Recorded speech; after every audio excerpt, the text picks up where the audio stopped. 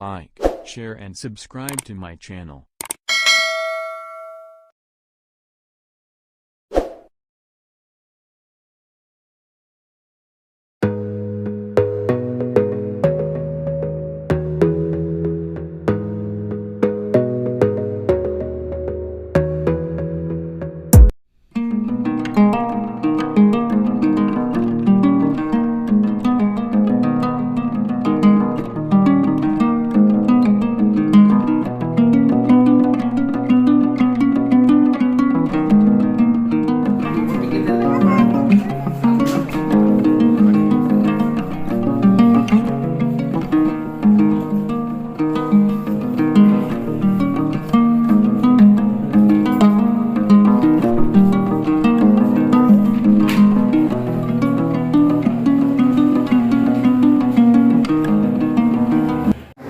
काशीनाथ मिश्र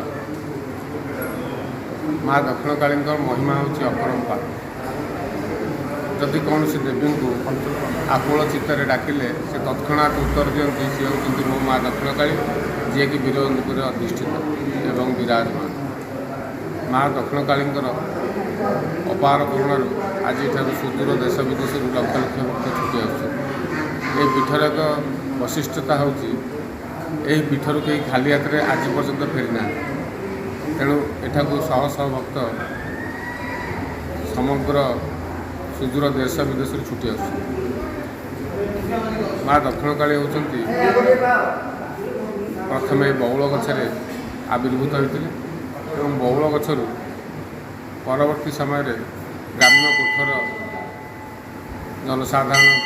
प्रचेषा एक चाली घर निर्माण कराए जो चाली घरे माँ विराजमान करते किंतु माँ 1982 मसीह जनक देहरे सवार हो 7 दिन पर्यंत रही से समय से जहाँ जहाँ कही जाते आज घटी घटी गला सी कही मोर मंदिर आपे आपे या सुदूर देश विशेष भक्त मैंने आसिक कर तेणु कहार किसी विशेष प्रचेषार आवश्यकता माँ निजे तार मंदिर तैयारी निजे एठार आविर्भूत होती समग्र नीतिकांति जदिओ ग्राम्य वीरवंदपुर ग्राम्य कोठ द्वारा परिचालित होती किंतु समस्त नीतिकांति माँ ही करुँच जड़े सेवायत भाव रही माँ अपार करुणा आज तार पदसेवा कर जो पदसेवा को नहीं मुझे बहुत खुशी एवं जहाँ भी किसी घटी घटी जाऊँगी माँ का निर्देश रोचे माँ निजे होती 3 भौणी माँ दक्षिणकाली होती कनिष्ठ भौणी दक्षिणकाली रूप में वीरवंदपुर विराजमान एवं तांकर उपर भौणी जी माँ उग्रतारा एठारू 1 किलोमीटर दूर समुदाजपुर ठारे विद्यमान एवं सभा उपर भौणी जी माँ कामरूपा से वीरप्रतापपुर शासन शेष में अवस्थित। यही 3 भौणीकर मुह देखा एका भली नीतिकांति समान समान एवं 3 भौणी एकत्रित हो भार्गवी नदी विसर्जन घाट को जाता विसर्जित होगापी यही मिलनर पर्व अपूर्व एवं अवर्णनीय। माँ दक्षिणकाली दीपावली दिन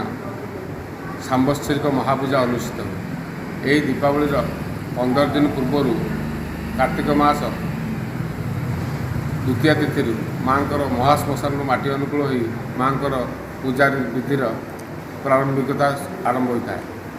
एवं यापर माँ मणि मूर्ति तैयारी होता है एवं दीपावली दिन प्रतिष्ठा हो रात्र 12टार निषाद पूजा अनुष्ठित होता है। यही पूजा समस्त तंत्र मत ही करा जाए जदिओ यह वीरवंदपुर ग्राम्य शासन में अवस्थित एवं ग्राम्य पूजकों द्वारा पूजित किंतु समस्त नीतिकांति वामाचार मत तंत्र मत करा जाए तेणु कहुई उग्रतारा षोलपाणी सुभद्रा भुवनेश्वरी लीलाद्रुत जगन्नाथ साक्षात दक्षिणकाली। भोग प्रत्येक शनिवार एवं मंगलवार दिन माँ नीतिकांति स्वतंत्रता होता है। यही दिन माँ सबुदिन आइष भोग हेले सुधा शनिवार मंगलवार दिन स्वतंत्र भाव आइष भोग नीति होता है आइष माने केवल माछ ही भोग करा जाए एवं एथिरे गोटे गोटा माछटा को पोड़ा जाई पोड़ा बलि रूप में माँ आगे दि जाए प्रथम बाल भोग कराए तापर शंखुड़ी भोग जोटार पोड़ा बलिश माँकर माछ बेसर भोग होता है खिचड़ी सहित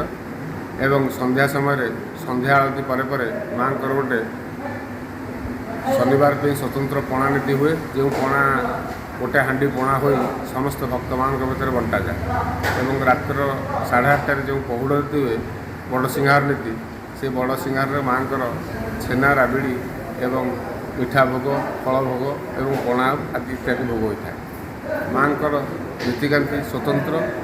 एवं अवर्णनीय।